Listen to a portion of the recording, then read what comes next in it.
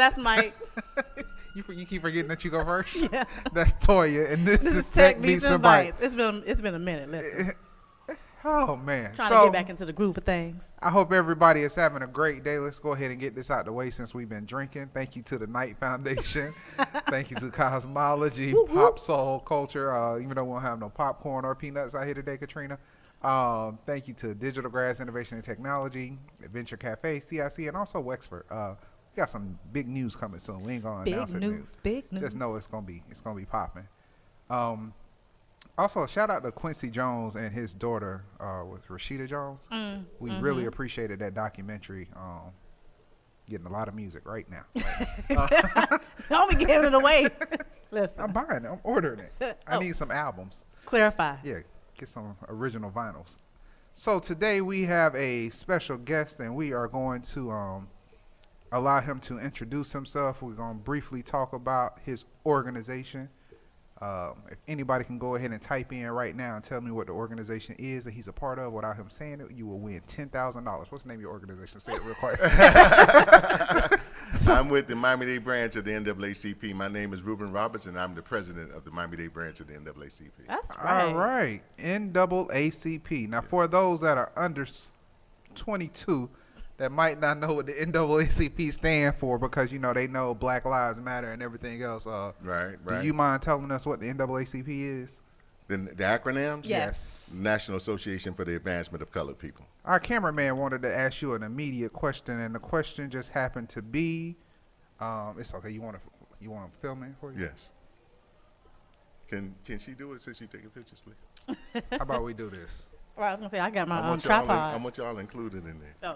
Oh, you don't need all that. We film it. We stream that's it what live this now. is. I want to do it for Look, man, you on a TV show. You can't go on CNN and ask to be streaming live.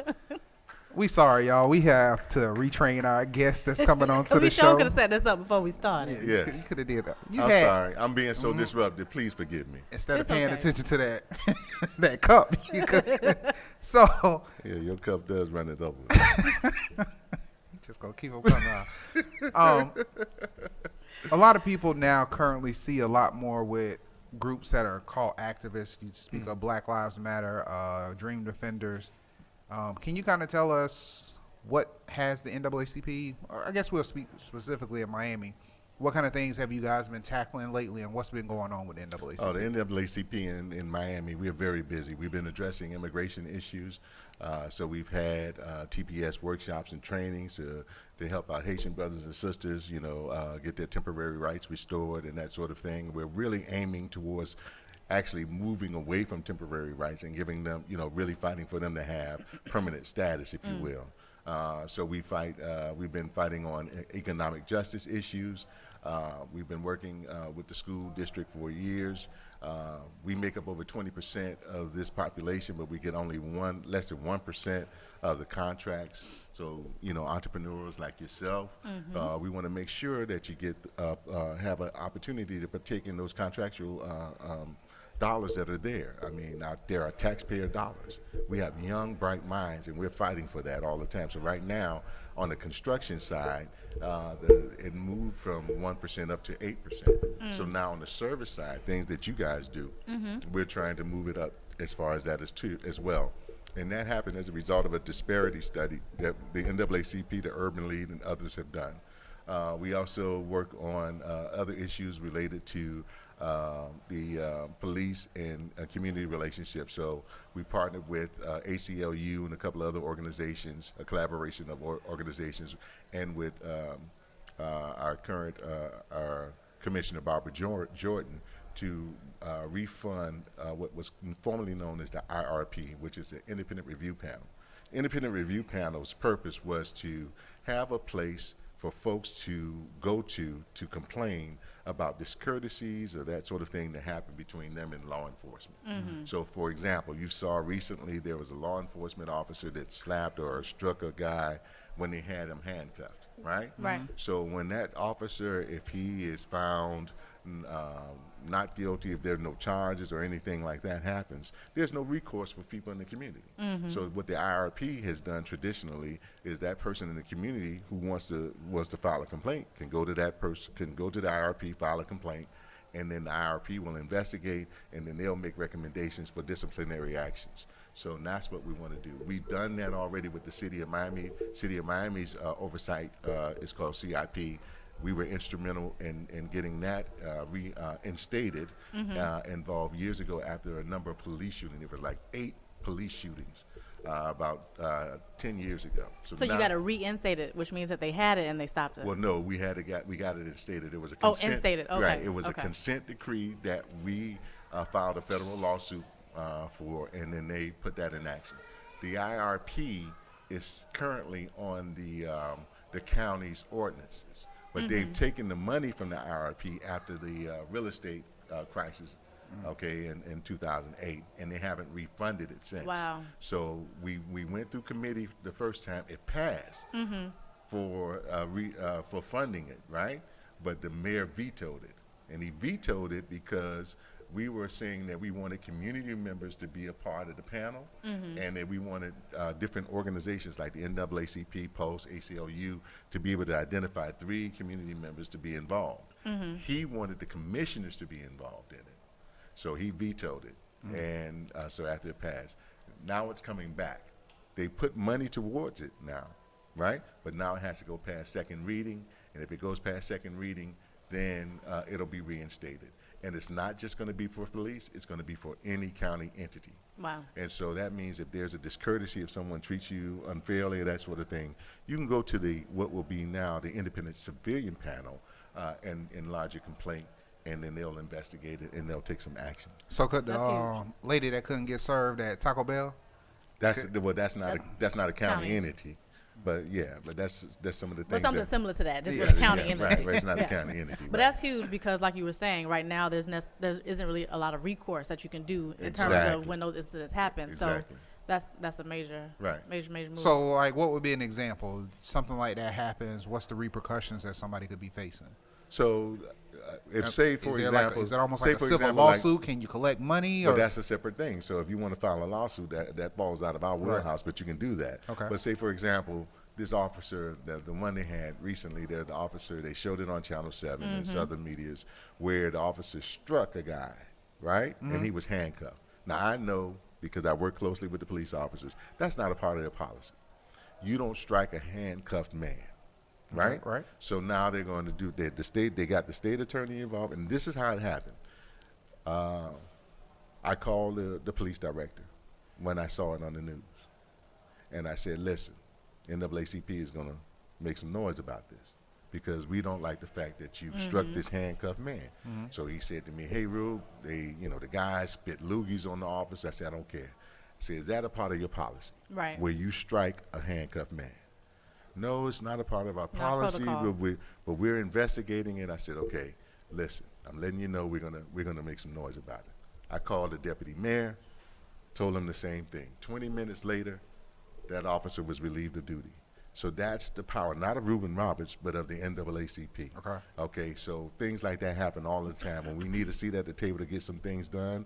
And I go for results. I don't go for so I'm not going out there to get a media sign. Right. I'm going, so a lot of stuff that we're doing, people are not even aware of. They're not going to hear about it. Right, you're not going to hear about it. It's the action. I'm concerned about more the outcome, more so than getting a press or that sort of thing. And that's really interesting that you talk about that, because that's one of the criticisms of sort of the Black Lives Matter movement is sort of what is the end game, what is the desired outcome. Right. What are the tactics and what's sort of happening with that? So how have you all been working with maybe some of the local activists? Well, one of the things that I want you all to know that I work with, my policy as the president of the NAACP, I work with everyone, and I want to bring more young folks involved. So I work closely with people like Valencia Gunter, James Munchin.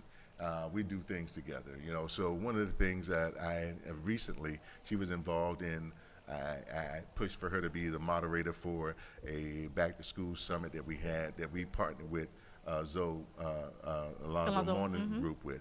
And also OYC, Overtown Youth Center? And Overtown Youth Center, right. But we had a collective of other groups, kids that attended the event as well. And so I also brought her in to be a part of the ACLU did a disparity study about ACLU and Miami, University of Miami did a disparity study about the overpopulation of our jails. Like I said, we make up roughly around 20%, but we make up 70%. Of the 70% of the incarcerated incarcerated population. So I can go into a whole story about how that whole thing works out. So something is wrong there. So what happens is you'll see, and I'm sure you've seen on the internet, that you'll see the side-by-side comparisons where a white guy did the same crime, did the exact same thing, but And the white guy was sentencing is paroled. different. Right, white guy's paroled, black guy spends 20 or 30 years. They have one recent one where the guy stole cigarettes and now he got 20 years for stealing cigarettes. Yeah, Okay. wasn't that the one though where he had like multiple offenses already? Exactly. Okay. You may have a lot of offenses, right? And then they put what they call a habitual offender on you, and so that automatically goes in. So the whole thing about that is there's some inadequacies in terms of our justice system. Right. So one of the things that we're fighting for as a result of this study that the ACLU and University of Miami has done is to make sure that we can do something along the lines of bail reform. So you got cash bail. Some folks may not qualify for pretrial release, and as a result of that, they may have a bill for something like $1,000, right? $1,000 is like $1 million for that person who can't afford it. So why don't you just let them out if it's not a violent offense? Let them out on their own recognizance, and they do that in several places in the state of Florida, but not here in Miami. Now, is that a nationwide thing that's going on? I know it's a big push in New York, right? It's a new big push in New York. It's a big push in D.C. So we're trying to get that going all around. But those are issues that deeply affect African American families. So, say for example, you got a young man who has a job, making $10 an hour, right? So he's making $10 an hour. He's probably making $400 a week, $1,600 a month. He goes to jail. He goes to jail for a traffic infraction. He goes to jail for the traffic infraction. He goes to the judge. They don't allow him to get a pretrial release or that for whatever reason. That young man, the income for the family now is zero. Right? He ends up in jail for, say, 2 months because they keep with the continuances and that sort of thing. So that means his wife and his kids now are homeless because they've been kicked out of their home. The car that he had is now repossessed, right? And so now when he goes before the judge, the state attorney says, listen, we'll offer you a plea deal if you say we'll offer you a plea deal. If you plead to this crime, then you can get out today. You get out today, you plead to this crime. Right. But now when it's time for you to go back to your job, you can't get hired because they don't know the history of why you got arrested. It was a busted taillight or something like that. Or when you go to another employer, you don't have that opportunity to work. Your family's not employed. Your family doesn't have a place to stay. You're not employed. There's no income coming in. So when you don't give that person the right to be able to support themselves, what is there left to do? Right. A peanut on the corner say, man, you got to do what you got to do. Yeah, I got $2,000 for you a week if you do X, Y, and Z. And so what you see them doing is ended up getting into some sort of nefarious activity, and then they pick up more charges, more severe charges. Just continues the cycle. The cycle continues. Repeats, so we need to try to find a way, if they're not violent offenders, get them out on a non-cash bail, to get them out on their own recognizance. Let them still be able to work and take care of their families. These are people who are actually wanting to work and take care of their family. I'm not talking about those career criminals who are out there trying to do crimes. I'm talking about folks who just get caught up in a situation, but they can't afford to do it. Right. Pay the bills. Of that You mentioned a name, one of our sisters, Valencia Gunder. Yeah. And recently she had a Facebook Live. She was streaming talking about the shooting of a 5-year-old girl that I guess she got struck in the stomach in crossfire. And Valencia is, of course, as we all know, very passionate about what she does, very serious about her work. And I remember last year, I think it was when the hurricanes came through, her working herself, pretty much working herself to the bone. Right. What exactly is the NAACP doing when it comes to gun violence? Well, one of the things that we've been doing, we had a series of workshops and seminars. We put together this program. Well, I put together my private company called Raising Safe Kids, and it's a program that we tried to get the city of Miami and the county to adopt. City of Miami seems interested. County is still wavering on it a little bit. But what we're doing is we understand that there's no one singular answer to this problem. Correct. So one of the things that we know is that in the case of the father that shot this, or the stepfather, whoever he was, he was high on drugs. Okay. You know, one of the things that we have to take into consideration is that a lot of our families self-medicate. You know, just being. I was at a place the other day where I was speaking to this group of white folks. And when I speak or when I stand, I'm a very big man. People see white folks see me and they fear me. Y'all don't see me and see nothing like that, but they see me and they see something different, right? Right. So one of the things I had to tell them that I was speaking, and the guy said, "Well, can you speak louder?" I said, "Listen, I want you to understand when I speak and I use my voice the way that I use it, that sometimes you guys are intimidated by it. So I'm always consciously aware of my presentation." And I said, "I want you to understand, it's not just me. Every black man, every black woman has to think that way." You think back right now, they got the Kavanaugh trial going on. Yeah. When you see the lady that testified today, there's a striking difference between her testimony and... We're going to get to that later. Yeah. Skip over. But I'm just saying, I just want to say this one Yeah. thing. Anita Hill Right. was strong, and she was penalized for her strength. Any strong black woman is penalized for their strength. Why are we penalized for being who we are? Exactly. You understand what I'm saying? So I've just said that to get to The that double point. consciousness is Right. real. Yeah, how Right, many right. has like the amount of, I guess, I wouldn't say cases because you guys aren't lawyers, but have the amount of issues that have been brought to you and the things that have come through the NAACP, has it increased with technology because now there's more visuals to back it up, or has technology enhanced anything? And I'm just wondering because, you know, it was a statement, I forgot who made the statement, but the statement was to the effects of, it might have been T.I. or somebody else, but it was like, you know, the hate and the racism, the things we see isn't increasing. It's just that you see it more. Yeah, It's it's more more Will visible. Smith more definitely visible. said it too. Yeah, Will Smith, yeah. So now that it's more I said it in visible, the Miami Times article too. Okay. So I agree with that. so now that it's more visible, have more people come to NAACP, or have more people just seek, I guess, like maybe their own Listen, little... people always question the relevance of the NAACP, right? But one of the things I can tell you is that whenever there's an issue like on your job or discrimination, that sort of thing, I get the calls locally. I'm sure it's the same way nationally. And a lot of the folks that call us are not members. Most of the people that call us are not members. So, you know, folks still reach out to us because they know the impact the NAACP has. I can't say that the numbers have increased, but I know that the calls still come in. I mean, we get them on a regular basis for folks who have any type of injustice, and we welcome them. You don't have to be a member. But we could encourage you. it maybe be an opportunity, or maybe it's time to change the visualization of NAACP? I Like mean, how? What do you talk to me? awareness. The fact is, you have a whole new generation. I Right. remember being in high school and my parents and being in Panama City, and the NAACP was introduced, and you knew Panama about City, where is that? Exactly. So pretty much South Alabama. Right. Panhandle. You in the Panhandle. Panhandle. Yeah, yeah. In Escambia County? No, that's Bay County. Okay, Bay County, Yeah, all right. even worse. Yeah. Escambia, you at least got Yeah, but it's still rough some up city. there. Yeah, it's rough. Yeah. Grew Yeah, up. so let me share grew up with- around Confederate flags. Right, but right, the right, thing right.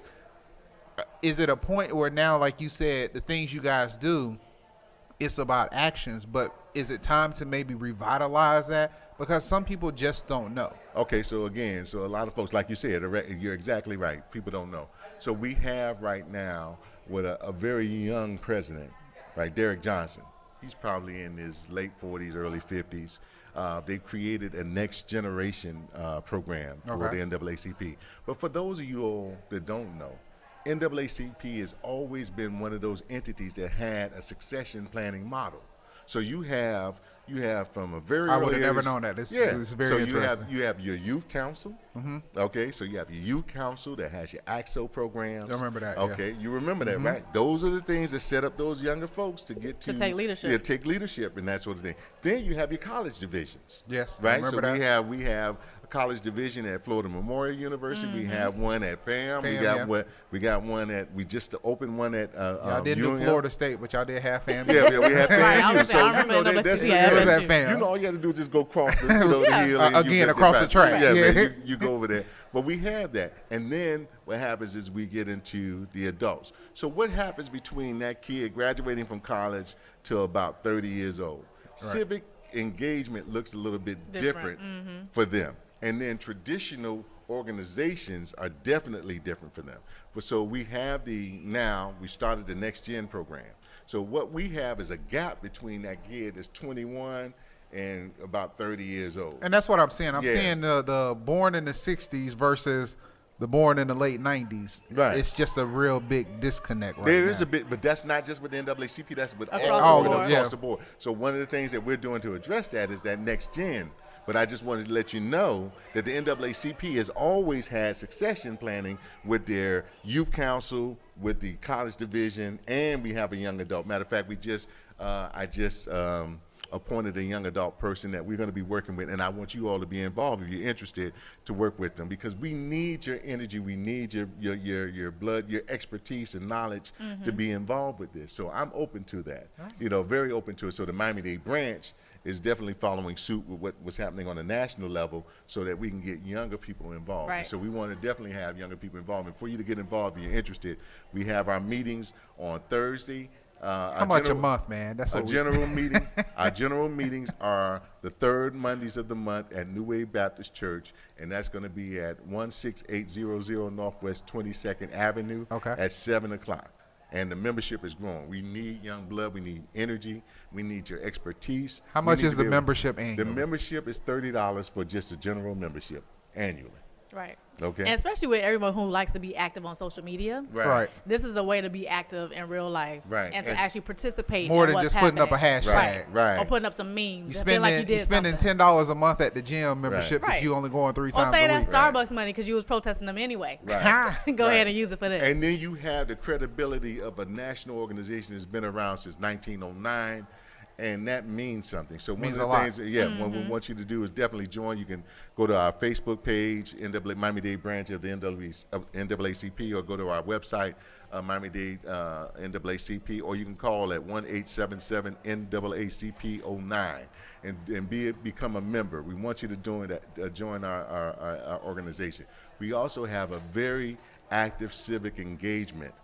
Okay. And so we want to definitely get younger folks involved in voting, registering to vote, to make the change. You cannot complain about this orange wave if you have not gone out there and vote.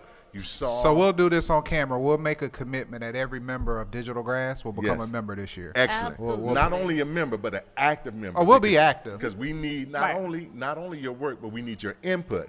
We need your input to tell us. But our thing how is we can be. get the data to us because I feel this is almost like when there was a change of medium. There was that point like right now trying to recover Sun Sentinel and newspapers. Right. There was a point where I remember working there where we told them things are going digital. You should do digital coupons. And they didn't listen to you. They didn't listen, and they had to file bankruptcy, and now they're owned. So Right. I think it's also we are at the helm where we can have different conversations. That's right. That's what I want. It's the dissemination of information because I remember somebody was speaking last year. It's like the flyers that the NAACP used to give out in about 1940 to now. Okay, we got a little bit better. We got a little bit better, y'all. I want you. So he ain't talking about the Miami-Dade branch because we got a little bit better. I'm just saying. We even have our sponsors down there. That's how good. Some of y'all flyers still look vintage. I'm just saying. It's time. He said they done stepped it up. Yeah, we stepped it up. They got some color background, but there was still some true blue and gold listen, flyers that was going. Right, This is not your right. grandma and granddaddy's NAACP. That's what I want. Right, okay? and I think that speaks to also Right. your leadership because you are president. You feel very approachable. You came today dressed down. You Right. didn't come in a suit, so that made the whole conversation flow More a little relaxing, bit differently. yeah. And that also appeals to younger people. They don't feel like they're talking to someone who's like their grandparent. You ain't have Jesus wine, but you had some Jesus juice. No, man, I ain't had no Jesus juice. Don't put that on me. Don't put that on me. I ain't had no Jesus juice. But real quick, since you brought up voting, definitely, look, let's get back on track real quick. You see this brother trying to put me I on the bus? know. I'm And trying to get you back on And then he track. trying to back up on top of that. Okay. But talking about voting, because this voting season is huge. Yes. It requires a lot of attention, a Shout out lot to of Andrew. people doing Yeah. great things. So once again, I hear what the NAACP is focusing on. What do you want to kind of see happen? One of the Amendment things- 4 is huge. There you go. One of the things we want you to do is make sure we have over 1.4 million ex-felons who do not have the right to vote. What's the number in the state of Florida, though? Isn't it like almost over half of that is in the state of Florida alone? No, I'm talking about the state of The Florida. state of Florida is 1.4 Yeah. Yeah. Oh, wow. 1.4 million in the state of Florida, and nationally is much larger than that. I think, Okay, I think so, Bill Maher got his numbers wrong then, because he well, was recently just yeah, talking you gotta about it. watch, always don't trust the white man all the time, right? So listen, Shout out to Knight Foundation. big ups to Knight Foundation. Trying to get us hemmed up, Yeah, man. that's all right. Going They for know. another round of funding. But no. Listen, 1.4 million, right? And so think about how many major elections were lost Right. by less than 2,000 votes and that sort of thing. And Yeah. imagine if you can get those 1.4 million who's paid their debt to society, who's now trying to reintegrate into society. I think Bush only won by like 5,500, some that's small what I'm saying. number. And then Small what's margins. happening is you got to understand. Our own laws say, listen, there's no tax. We shouldn't have no taxation without representation. Those 1.4, They pay their they're being taxes. taxed, but they don't have representation. You understand? Well, So I that's mean, one that of the also things- goes to the base of we also need to change the electoral college since that was Yeah, based we got a lot that of work needs to do. change, yeah. But this amendment 4 is the Four is first step, definitely the vote. yeah, so that we can get. So the for everybody watching, Right. you heard it. Tag your friends. I mean, if you're going, I know a lot of people are going to be going out there and just voting for governor. One thing I remember You gotta hearing vote about, down the ballot. Yeah, go down the ballot. I mean, take your time and make this sure. year's ballot, this midterms ballot is going to be very long. So a lot of folks are going to be discouraged. So even when you're doing your early voting, I mean, it's going to be. I mean, it's a long ballot. So are you one of the guys doing things- some voter education We're about doing what's on the voter, ballot? doing voter education. Matter of fact, you can catch us on the I think it's the second and third. We on Tuesdays and Thursdays at the Starbucks on 194th and 27th Avenue. We have our civic engagement chair that comes out there. We do voters registration there, and we do also do voters education. Nice. So one of the things we can do, we'll share the information about it so that you can go out there. But I want to also just put the plug in real quick. I know you're going to give me to, but we have 2 events coming up. One is the political roundtable discussion. We invite you all to come. That's going to be tomorrow night at Miami-Dade College, North On a Campus. Friday, you want me to? Yeah, on a Friday. You got to do that. Explain why people need to come out on the Friday. Let me explain to you why you Tuesday, need to come out on Wednesdays. Friday, because this is what's going on. You know, during election season, people always come and they make promises. And one of the things that we don't have that we need your input in as NAACP peers is we don't have an agenda. We know that right now, if you read the articles, that people who have college degrees can't afford to live in Miami. Right. We don't have a living wage, right? Right. It costs almost, a person has to make, and according to the Miami Herald Herald. article, it's almost $80,000 that a family of 1 or 2 has to make to live in a decent home and survive comfortably. We don't make, the wages are stagnant. Right. The wages have not increased Increase, yep. for over 20-something years. But the cost of living has steadily increased. Yeah. So one of the things that we need our elected officials to do is say, okay, how are you going to address this thing? How are you going to address it? Are you going to provide more living wages for folks? Are you going to provide more opportunities for entrepreneurs? Which shouldn't be and a small problem business? when you're not even paying state taxes. Exactly. You're making the money. Exactly. So those are the things that we want. So this political round, this is why one of the reasons why the political roundtable is important. Gentrification. You look at the composition of your board of county commissioners right now, and with gentrification going on, we won't have black representation. Trust me, very soon, or we're going to have less Very than little. less than what we have. So you need to speak up now. Little Haiti is changing. Overtown has changed. Coconut Grove is changing. Right. And then what's next? Miami Gardens. Now I want you And to down tell south, you, Richmond down Heights, south, yeah. down Yeah, south. the 36-acre plot Right. by the stadium in Miami Gardens, Right. that's been sold off, and they're already getting ready to build there. So now that's Hotel, like that's like one 200 of the units last or something like that. vestiges. That's like one Yeah. of the last vestiges, the largest black city in South Florida. But let me tell you, we have the Super Bowl coming. How Yep. many of y'all know that? They Yeah. just had a meeting That's today. the whole reason why the Hard Rock built the building they're building. That's where they're going to be staying at.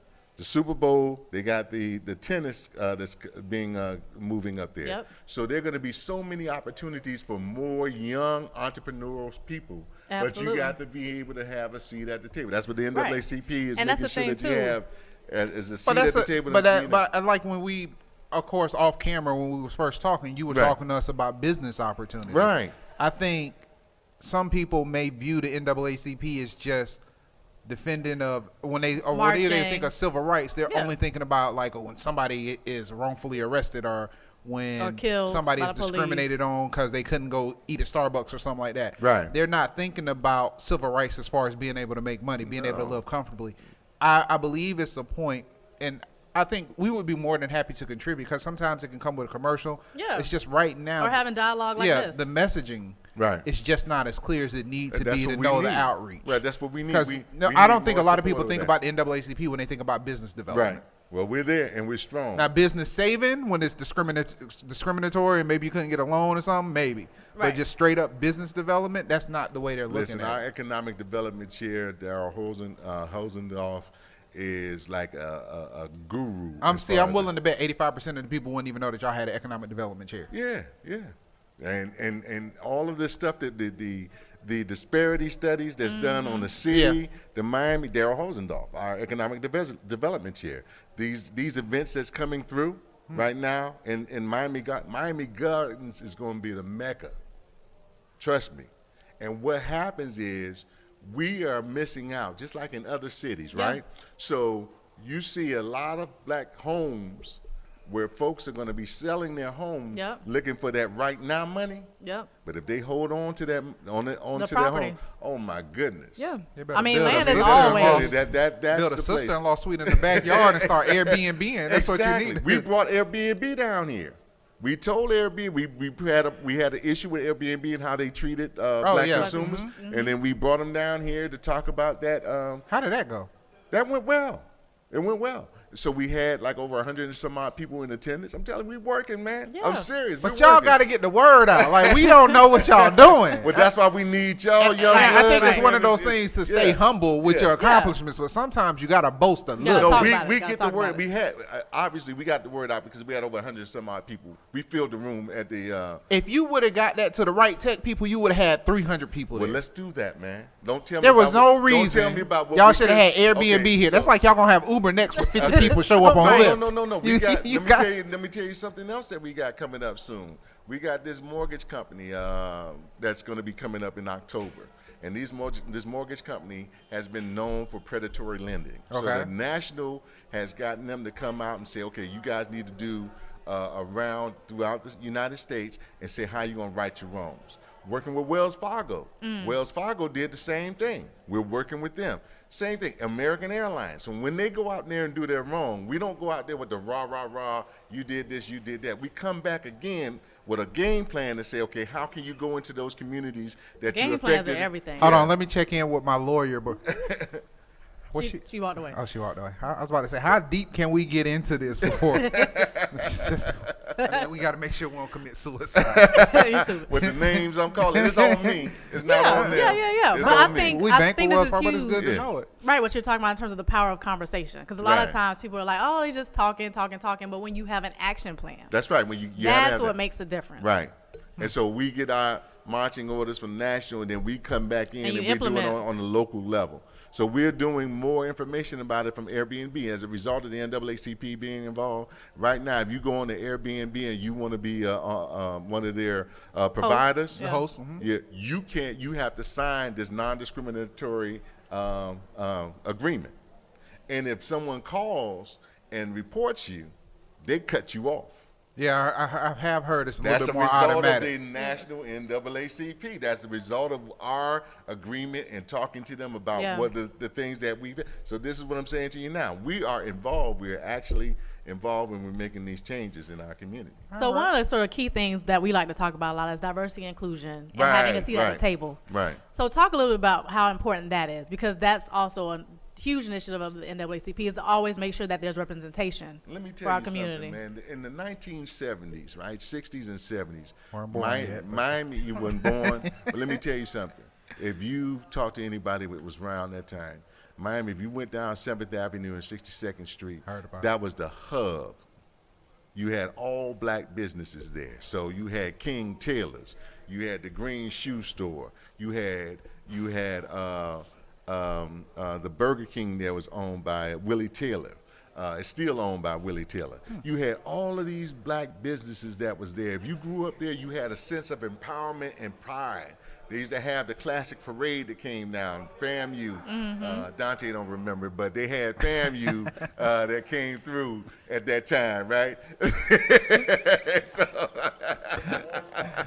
Orange Block. There you go. Right. You got it. Right. You got it. You remember. You got it. You got it. He knows what I'm talking about. I'm not trying you, bro. But listen.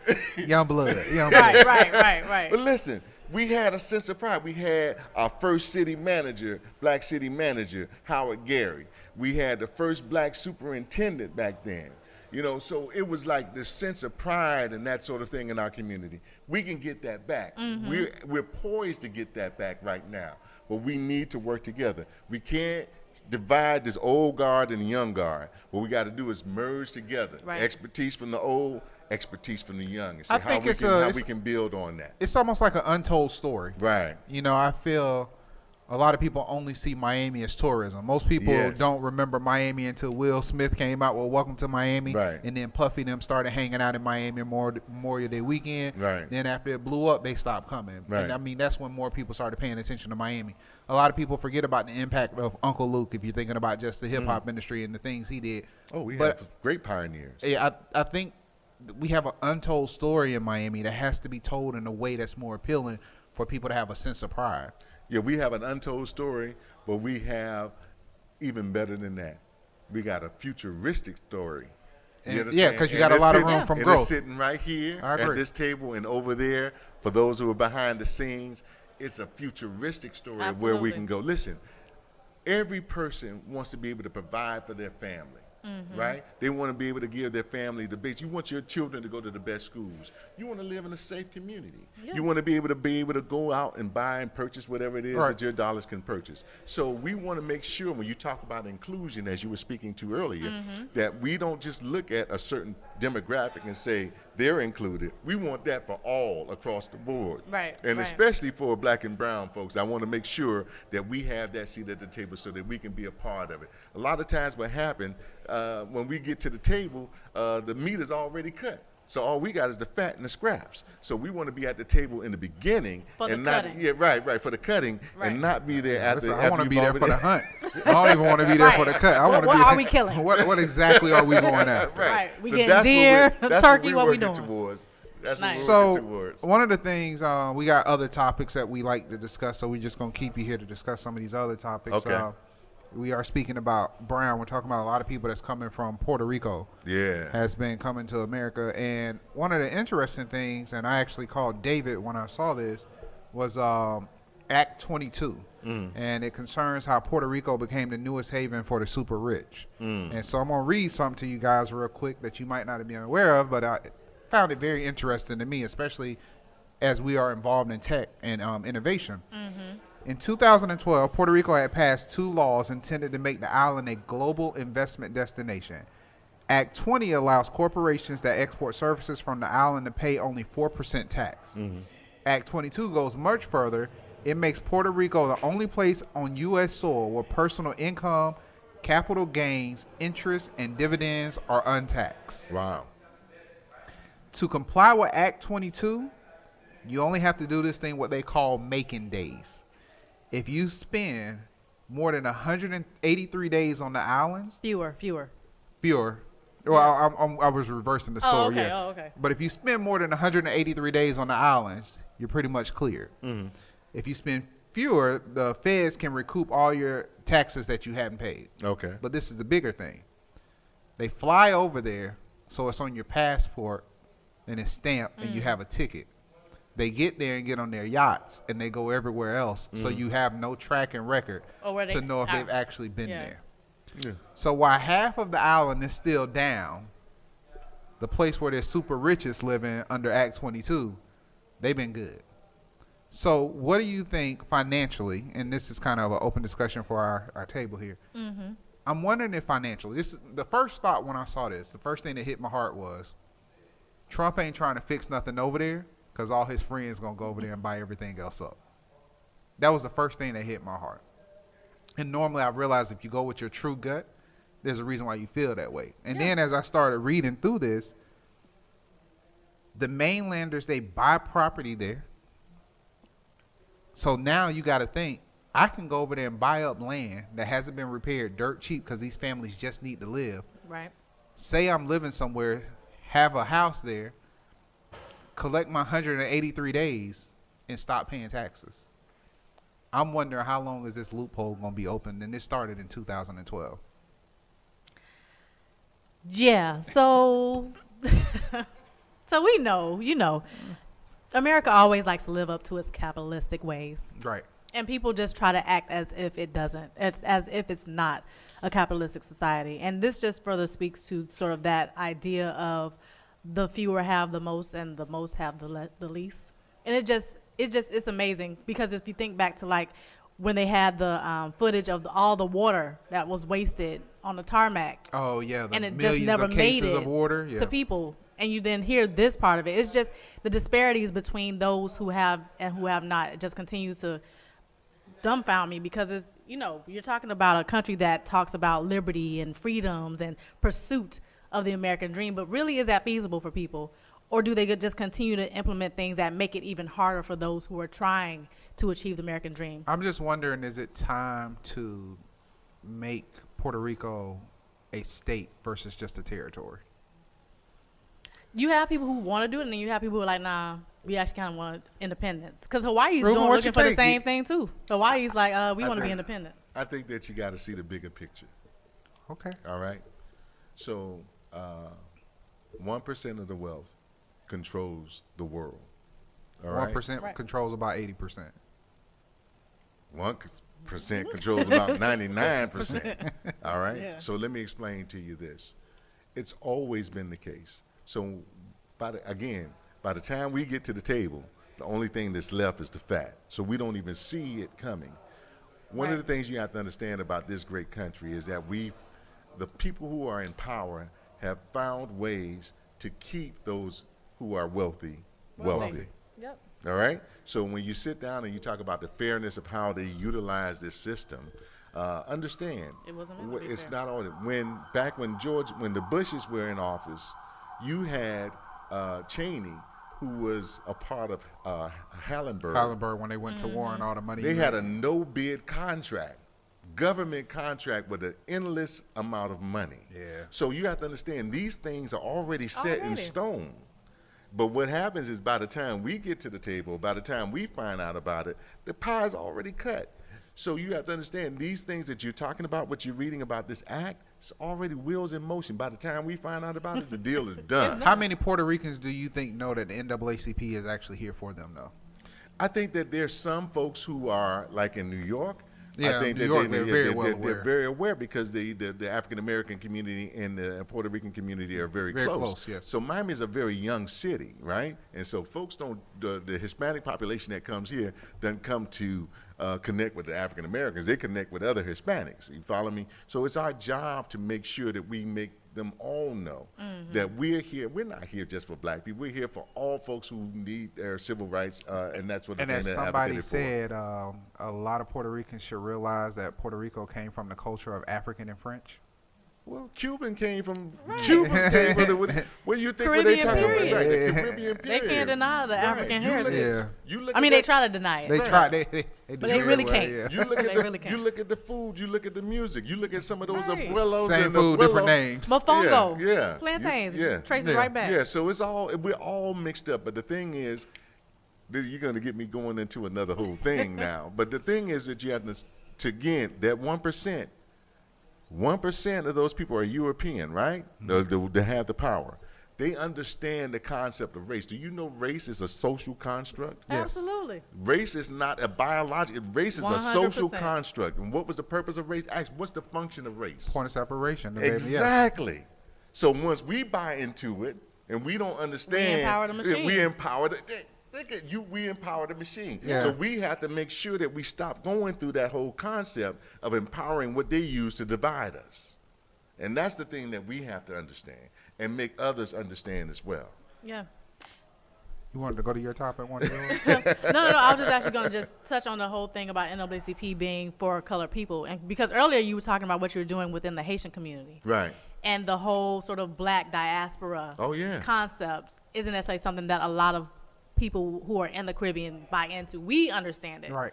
from an African American perspective. But then I was there's born a lot in the Bahamas. Right, but then there's a lot of sort of people who come from the Caribbean who are like don't really like to associate with African Americans. So I thought when you were talking about that was pretty interesting, because a lot of people who are maybe of Haitian descent or who are from the Caribbean who don't necessarily see themselves in our story, but then they also take advantage of what the NAACP is doing. I was just curious to kind of hear how that happened and what sort of exchanges happened, and is there sort of a bring together of people from within the diaspora who live in Miami? In our quest to assimilate to this culture, I think that we lost a lot. If you look at the history of Haiti, when they gained their independence, they opened their doors to anyone that wanted to come over and get their independence.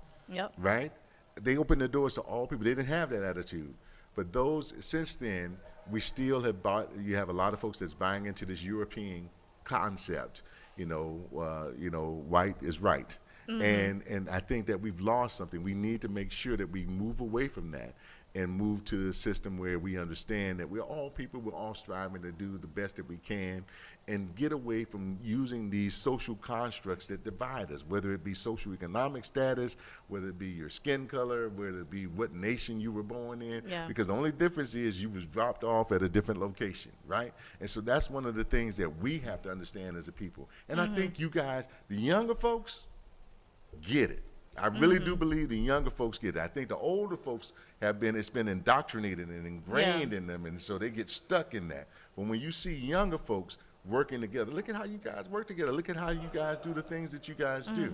Not saying that you still don't have younger folks that's buying into that old concept. Right. But I think that you have a lot of younger folks that get it. We work together, we partner together, we do things together. And that's something that really needs to spread and it needs to grow. Yeah. So I wanted to introduce a new segment. The new segment we have is going to be called The Blackboard, Fly, Sail, or Fail. So flying means it's going to take off. It has opportunity. Selling it means if you have the concept, somebody else needs to develop it for you. Fail just means it's a concept you need to walk away from. Okay. And due to the fact that we are Tech Beats and Bytes, we wanted to get a little bit more back involved in technology. And since there's not a lot of new technology, there's a lot of people still developing stuff, and they've been sitting on ideas. So figure we'll bring it to a little roundtable discussion. So I'm going to give you guys a little information about a company. Okay. And you're going to give me the feedback.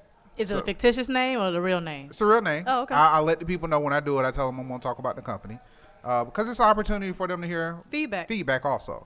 So the company is called Coast to Coast. Coast to Coast is the world's first social pickup sports platform that not only pays players to play, but allows you to challenge anybody in your city with the winner getting paid. Okay. Got it so far? Pickup sports. Yes. What? Break that down. Look, I'm not an athlete. So basically, you're earning credits to play basketball. Okay.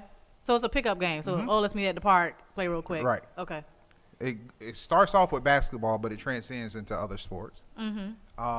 So these are some of the questions I had, some of the immediate things that came to mind. And I said, are the deals with the sponsors for the credits currently involved? Do you have any people on board? And I just want to ask you guys, what do you think the answer was? No. Right. Okay. So it transcends over into basketball, football, and soccer. Those are the three sports. Now, when you initially hear the concept, getting paid to play a sport, what was your initial gut response? How and why? Especially if you're an amateur, like what? Right. I was thinking more about being a professional. So how does that work in terms of the competing with professional sports?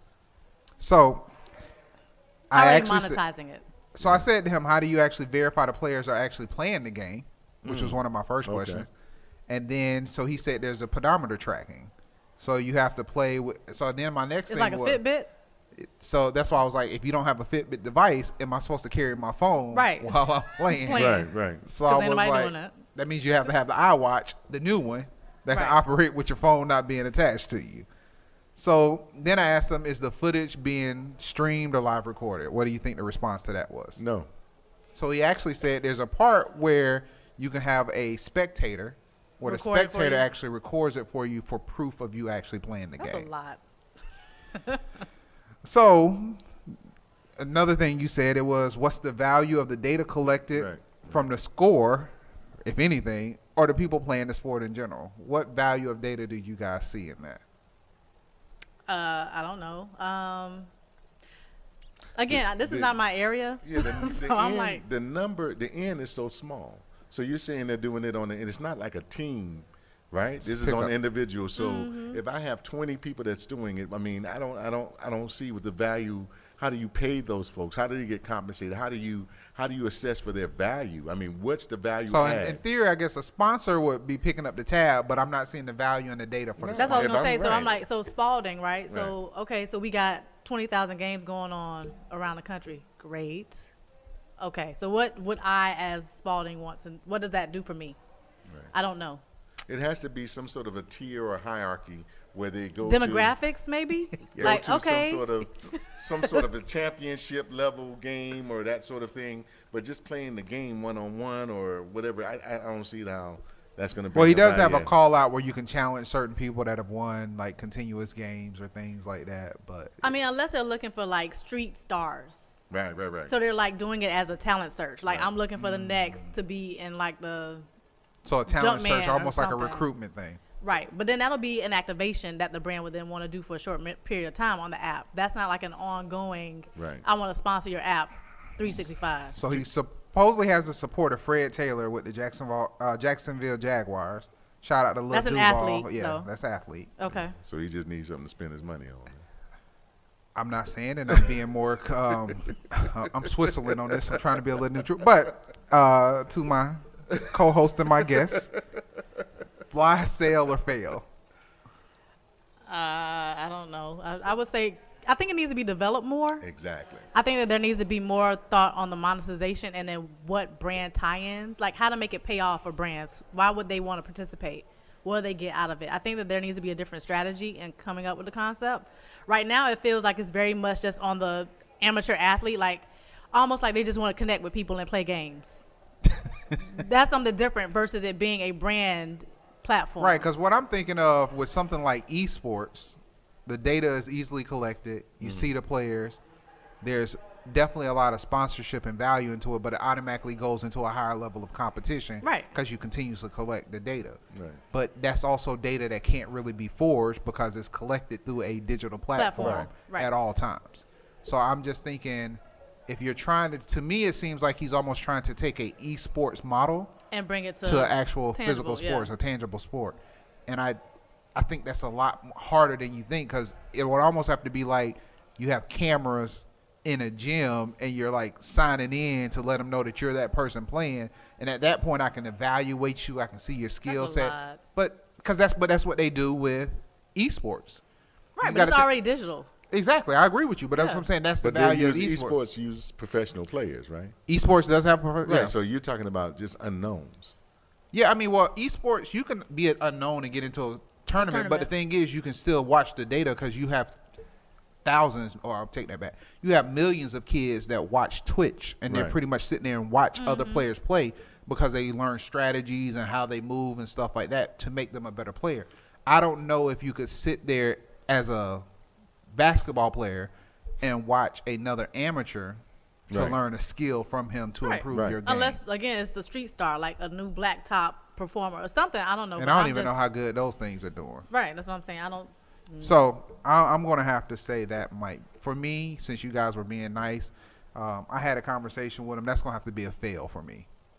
It's too much to develop. Yeah. It's too much money that will have to go into it to even make it a tangible thing. Right. And if they're really passionate about it, just rethink it. It needs to be rethought. Like, it's not fully baked. I think you would have to just activate a tournament in general. That's what I'm saying. It has to be an activation or something. I agree. As is, it needs a lot more development, and it fails until the development piece gets sorted out. So just some of our quick points on the way out. I'm at 50. Where are you at? Okay, so we got about 5 to 6 more minutes. Toya, you put this one in here. Which one? Future of residential development? Yeah, so this will just be a really quick one. So 3D printing is going into residential development. So it's something that they've been toying around with for years, but there's actually a company out in San Francisco that they've developed a way to do it within 24 hours and for $4,000. How big is this place? It's small. It's small, but again, it's 300 square feet small, or so let me tell you. So it is 1,000 square feet. Oh, okay. That's not bad. So it's not too bad. So the one that's around the $4,000 or less is around like 800 square feet. So again, it's smaller. But I believe that if you're talking about countries going back to Puerto Rico, to Haiti, places where they need sort of quick solutions, this could possibly be an option for them. Was there any testing with it for like how soundly fit they are against like hurricanes? Right. So this is more so for, I was saying Puerto Rico. I'm just using that as an example of places where it could be used for quick solutions. But again, it would have to be tested for hurricane proofing and everything.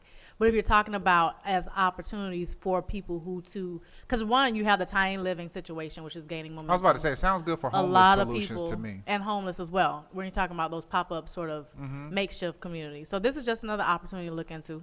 Are you guys getting into the housing thing? What do you Oh, definitely. We got Daniela Pierre. She's on the housing scene, and she's we're dealing with issues, dealing with predatory lending and making sure we can get more affordable housing and that sort of thing as well. I'll say that for today's ignorance. Can I do a quick plug for our soiree that's happening? Let's do this one last thing, then do the soiree, then we'll do let's do the other one that you got. Yeah. The Instagram. So Instagram founders are leaving the company. Oh, really? Facebook, of course, we know that Facebook owns Instagram, and Facebook also owns WhatsApp. WhatsApp founders previously left, and now Instagram founders are leaving. The information that's out there now is that they're leaving amicably, but it's basically they were bumping heads around Facebook, and a lot of it dealt with the monetization of the platform. And so for me, I'm an Instagram fan, not a Facebook fan. Okay. And so for me, it's almost like, wait a minute, is Instagram now going to be going the route of Facebook? And what does that sort of look like for businesses who do really well on Instagram? What does that look like for you? When you feel Instagram may become more Facebookish, what does that mean to you? It means so one of the reasons why I'm not a huge fan of Facebook is that I think that they really sort of put a lot on the pay to play when you're talking about for small brands. And then two, the way that they use their algorithms. Now you have to do a lot to be seen. All right. So Instagram was a lot more organic, a lot easier to sort of get in the conversation with your followers and stay on top of like who's doing what and being in their feeds. So if they take on a more Facebook approach, is it now going to be trickier for people who are brands or smaller so Instagram was more for the small influencers? Guys, and I want to say if it's for the small guys, I think it was just a lot more on face value. It was what it was. Facebook, I feel, has a lot of it has technology in it that makes it really thick to sort of cut through when you're talking about visibility, connectivity, awareness, and actual dialogue. Facebook groups has helped to make it easier for you to engage and be on people's feeds. But if you're not really engaged in groups and you're just sort of like trying to push content out because of the way that they've done the algorithm, it makes it hard for your content to be seen. You're absolutely right. If you're not familiar with those algorithms, you're going to lose content. But the thing about Facebook and Instagram, Facebook gives you an opportunity to do a narrative. Instagram seems like it's just really like photos and images and that sort of thing. I mean, I would depends disagree. on how you use it. Because you can definitely use your page. So you can use your Instagram page to do more of a narrative where you have like your images sort of show and tell a story. Right. And then your stories you can use for like more quick information. I was about to say, and Instagram is probably more direct because nobody's tagging you and filling up your page. Right. Like, so right. You don't really do as much sharing. Because on my Facebook page, I share a lot more stories. I have a more broader view. That's what I'm saying. You get a chance to tell a larger story, like you said. But on the Instagram, it's more of a focused thing, but it's going to be focused and lost at the same time. Right. So it's not like you're just posting random things that may be of relevancy. Because sometimes I may post something that has nothing to do with the brand on my Facebook page, but it draws attention, and then people are like, oh, I didn't know you did this, this, and this. Right. Instagram is such a direct story, and because that's what it was supposed to. Instagram, it's direct communication, and now that's going to be. I do believe it could be a problem, but I'm wondering, do they build something else where? Because sometimes you might build the same thing and just scale it back. Because Instagram was primarily for photographers and artists when it started off. Right. Everything else has become later. Something else. So what they were saying in the articles when they were talking about is that they're looking forward to creating something new. So who knows? They may end up coming up with another app, because especially if Instagram follows that same model and it becomes too big, then people are going to start leaving it anyway, which is what happened with Facebook. Somebody needs to find a way to share revenue. Like just to share revenue, period. If you're collecting all this data, I don't have to be a celebrity. I don't have to have a certain amount of followers. Yeah. Even if I get a certain amount of likes, even now just send somebody a $10 check. They'll be happy. Listen. Like, you don't know what could happen if you just pay somebody a $10 check. You know, it's just Find a way to make people feel more. And to that point, though, Instagram had it where everybody had access to the same sort of functionality, no matter like how many followers you had. Right. Now you have to like hit a certain number to unlock certain things, which again ties back into the whole Facebook model. Like everything is just so layered, which and makes thick. it unfair because some people paid for a lot of their users right. and everything versus before we being got to organic this point. followers. So I don't know. All right, and keep your eye out on that, y'all. That's interesting. I didn't know about that. Interesting. So for today's ignorance, sip my beer on that one. We're gonna go ahead and talk about the green pea, Publix. So hopefully, in our post production, we'll be able to add this graphic. But there was a little sign, and somebody sent me a picture of the sign. Actually, my wife sent me this. Yes. And it says, Publix is joining the local food banks to provide donation opportunities to those less fortunate. Food for sharing. Would you like to help? Pick your donation amount. As a token of our appreciation, when you donate $5 or more, you get a free reusable bag. Thank you from Hillsborough Publix. Okay. This is the ignorance that goes with that. Publix, you throw away about $20 billion worth of food. Exactly. This is what I'm thinking maybe you should do if you want to help end hunger. Right. Since you have the bougie people that pay attention to artificial, and I am saying it because we've had this on Vice has talked about it, other people have talked about it, your artificial dates of expiration of products. I really don't know cereals to go bad until the bag is open. I really don't know a lot of things that you guys sell. I have cream corn that was definitely expired, tasted great, didn't get sick. If you really want to end hunger, instead of throwing those things away for the basis of your liability, why don't you take the time, donate that food to somebody else that will take on that liability? Because what I'm pretty sure is that a poor person that's hungry, that's starving on the side of the street, doesn't have the money to sue you for giving them free food. If you actually want to end hunger, distribute this food, and instead of throwing away what you have called, when we started an organization by the name of Pretty Fresh, our goal was to take what you guys deem, Publix, Whole Foods, everybody else, as ugly fruit. These are fruit that have grown to not look perfect. They don't have the color. There's discoloration. They might be slightly bruised. You throw away millions of metric tons of fruit that is still edible, but because you don't think it looks presentable on your stands, instead of taking that fruit, giving a fruit basket to, I don't know, maybe some of these black communities that don't even have healthy food within the 3 to 5 mile radius, so they have to continuously eat junk food because it's the only thing provided to them. Maybe you should donate the food to someone like Valencia Gunder, where she can set up a food bank where people can come by every day or every week and pick up fresh fruits and vegetables that you don't deem to be pretty.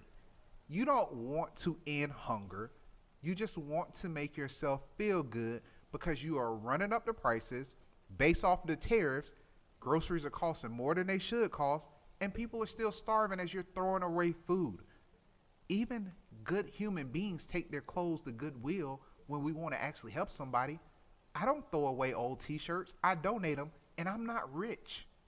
Why don't you just take the time to give the food away versus throwing it away? I promise you, you can get every poor person to sign a liability clause that states they won't sue you for any food that you give away for free because you deem it to not be fit to your standards. It's a real simple form that you can make. You don't want to end hunger. You just want to feel good about yourself. That's for today's ignorance. Thank you, Publix.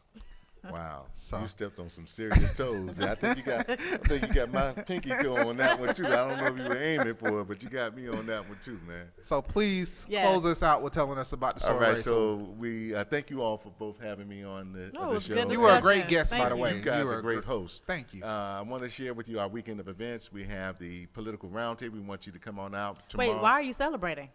With our 30th anniversary. All right. So our 30th anniversary, the Miami-Dade branch was created. We were here, the NAACP was here before then, but we consolidated 5 branches in 1988 and came up with the Miami-Dade branch. Okay. So on Friday, we have a political roundtable at Miami-Dade North Campus. We're going to have Sean Shaw there. Yolanda Cash Jackson, some other folks are going to be on the panel. We want you to come on out, not only to just listen, but give your input so that we can create an agenda for these issues that are plaguing our community. On Saturday night, we're going to have our 30th anniversary Freedom Fund soiree, and that's going to be from 6:30 to 11. Mayor Andrew Gillum is going to be our guest speaker. It's going to be at the Charles F. Dodge City Center, 601 City Center Way, Pembroke Pines, Florida, 33025. Come on out and enjoy. We're going to be honoring our past presidents, Adora Nweezy, Bishop Victor T. Curry, Shirley Johnson, Brad Brown, Javaris Harrington. We want you also to be very active and be a part of the NAACP. We have our general membership meetings the third Monday of the month at New Way Baptist Church, 16800 Northwest 22nd Avenue, 7 p.m. Come on out or call 1-877-NAACP-09 for more information. Thank you all very much for this time. All right. Good stuff. Thank you to everybody. Thank you to our sponsors. We'll see y'all next week. All right.